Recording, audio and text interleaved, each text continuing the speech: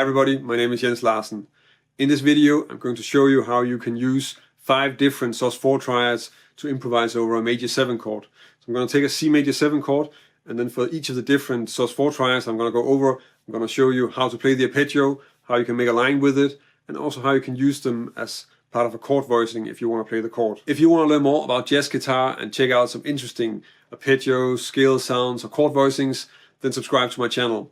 If you want to make sure not to miss anything, then click the little bell notification icon next to the subscribe button.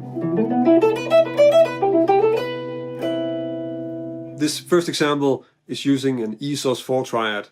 So the E Sus4 triad, if we relate that to C, then we have the major 3rd, the major 6 and the major 7. So actually we have a complete C major 7 voicing. The way you could play that arpeggio in this position, if we start on the E, that could be something like this. And really that's also just the first part of the lick that I'm playing. So I'm just playing the basic arpeggio in these 2 octaves. So,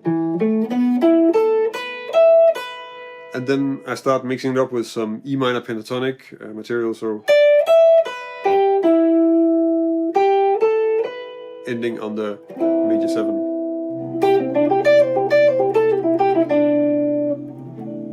So this is using a G Sus4 triad, and the G Sus4 triad has the 5th, the root, and the 9th. So we don't actually have a complete C major 7 voicing, but you can still use it as a sort of substitute for a C major 7. If you want to have this sound, it's also very similar to, in fact, playing sort of the first chord you find in Purple Rain. And the way I'm using it, so if you want to play that in this position, you can play that from here. So that would be the arpeggio. And the way I'm using it in the lick, first I'm just playing sort of this part of it, which is really just like the G Sus4 is of course also an inversion of a C Sus2. I think this mostly reminds me of a C Sus2, but that's the position that I'm playing here. So, and then up to something that really sounds like a G Sus, and then that's repeated. And then that idea is kind of repeated, but now I'm moving in again to some E minor pentatonic material. So pulling off from the A to the G down to the E, and then ending on the 9 of the C major 7.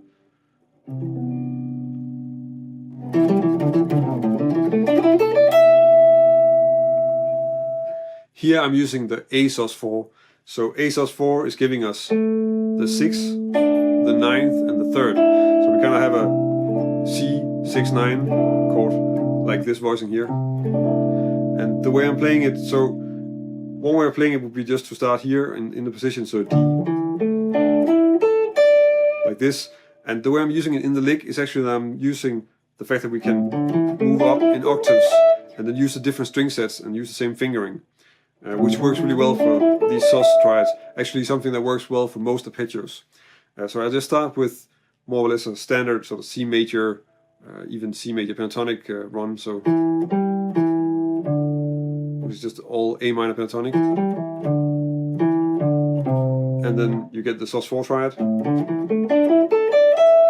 And here I'm also really using the fact that the Sus4 triad, when you play it, has the sound of some sort of open signal type sound, which is one of the nice things about this melodically, what you can sort of take out of this Sus sound, and that's really nice to just put in there because it sounds so different from the normal triads and the normal 3rd based arpeggios that we usually play.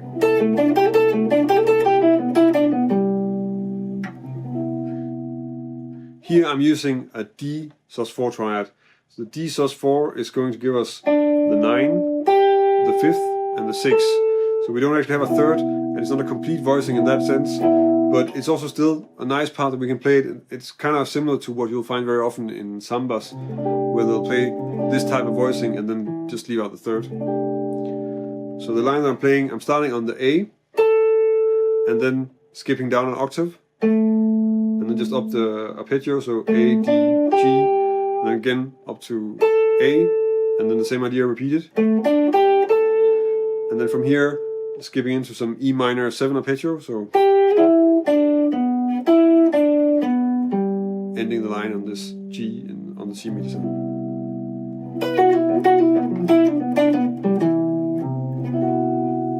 So here I'm using a B Sus4 Triad. So the B Sus4 Triad is really a different type of sound because it's more of a Lydian sound. It's not found in the C major scale. And if we take the B Triad, so the B Sus4 Triad, the B is the major 7, E is the 3rd, and the F sharp is then the sharp 11. And the way you could play an arpeggio like that in this position would be something like this. And what I'm using here in the lick that I played, so the first part of it is just a descending Sus4 Triad, so starting on B and then down to F sharp, pull off to E, and then B. And because we have the F sharp and the E next to each other, they're sort of prime candidates to use a pull off like this. So I'm kind of using that idea again in the next inversion of the arpeggio. So I'm just starting on the F sharp now, pull off, and then the B and the F sharp. So we have.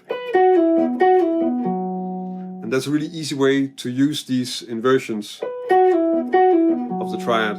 I think it's actually something that I took from a Michael Brecker solo, which I might be doing another video on at some point. And then I continue with an E-7 arpeggio, so kind of using the idea of the pull-off again, just for the phrasing. And then just ending on the E at the end of the C major 7. As you can tell, you can tap into some really interesting sounds and melodies with these Sus4 Triads on top of a major 7 chord. And probably this is a topic that I'm going to explore more, combining both just Sus4 Triads but also other things when you're superimposing them on chords.